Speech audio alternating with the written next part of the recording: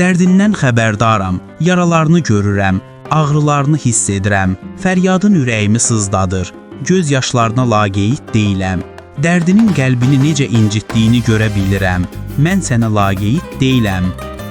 Bəlkə düşünürsən, niyə mən bu qədər qüdrətə sahib olsam da bəzi bədbəxtliklərin qarşısını almadım?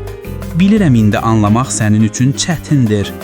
Mənim əziz balam, inan, mənim yollarım asan və sadə deyil. Mən axı xilas yolunun nümunəsini kəlamımda qoymuşam sənin üçün. Bu yolda xəyanəti yaşamaq var, itirmək var, tək qalmaq var, ağrı və əzablar var.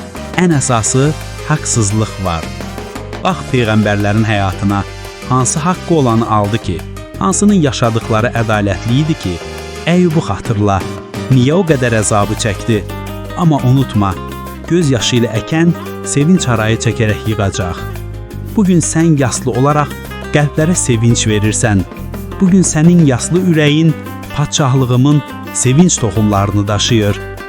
Sən əkdiyin toxumların bəhrəsini görəcəksən. Sən bugün mənim itmişlərimi tapırsan, geriyə qaytarırsan.